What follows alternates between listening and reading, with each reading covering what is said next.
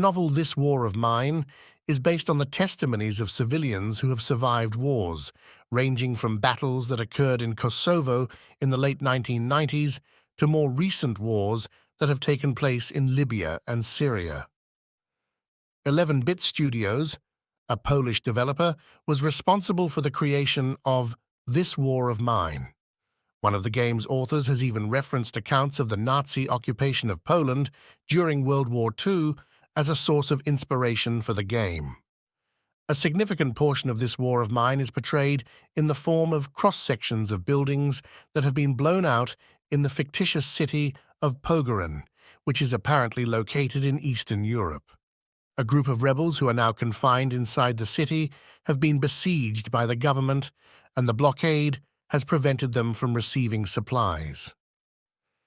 There is a continual background soundtrack of gunfire and explosions in the distance, and the artwork is similar to a charcoal sketch with a subdued use of color, which fits in beautifully with the concept of a city that has been destroyed.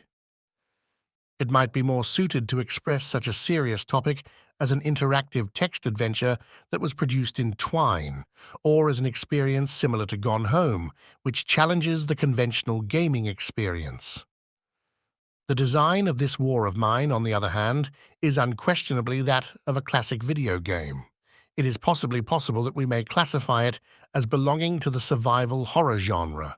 A few minor strategic components are included, as well as inventory panels, trade with non-player characters, NPCs, and other features.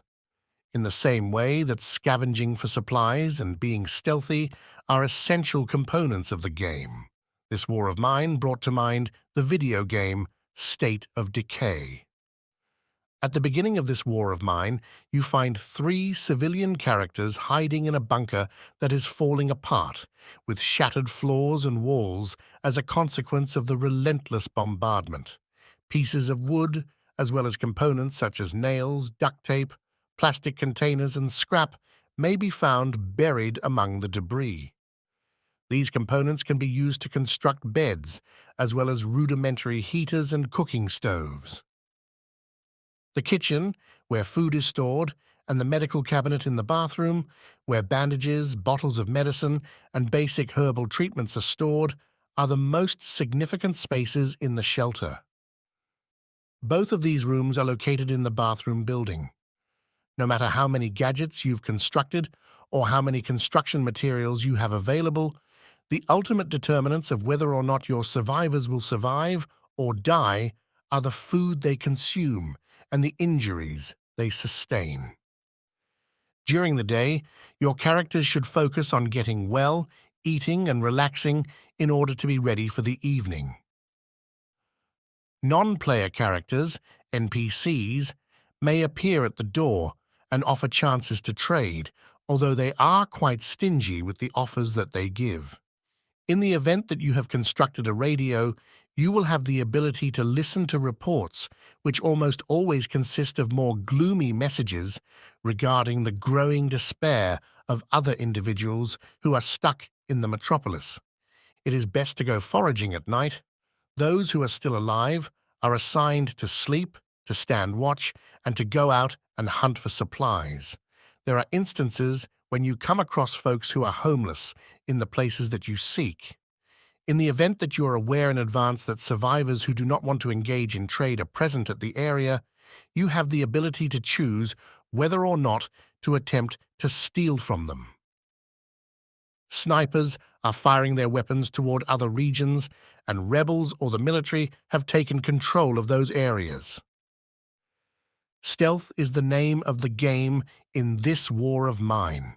It involves checking through keyholes to see whether there is someone on the other side of doors or hiding in doorways that are vacant in order to avoid being discovered.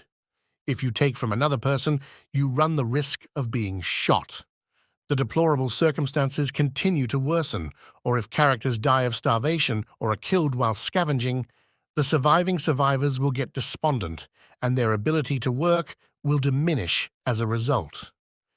In the event that your characters are really hungry or weary, they may end up abandoning whatever duty you have assigned to them, which will need you to give them the command to continue on many occasions. From time to time, they will become recalcitrant, and at that point, you may as well begin the game all over again, since, in any honest assessment, your survivors will have already perished. This war of mine makes an effort to incorporate a sense of humanity into its characters by using actual images to show them in information screens and on the little cards located in the bottom right-hand corner of the screen, which are used to choose which character to control. The fact that the characters on those small cards flicker took me off surprise and was a good compliment to the overall design. Something that would make them seem less like photographs of pure avatars was what it was. We are all aware that the majority of video games that are based on conflict are absurd.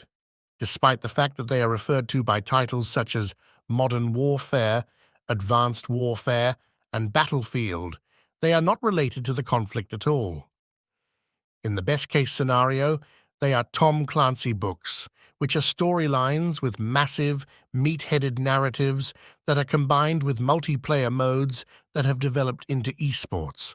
These games are not even close to being able to be considered abstractions of reality. It is fair to say that this conflict of mine is an abstraction of reality, despite the fact that it weaves the story of civilian survivors of conflict into something that is clearly a game.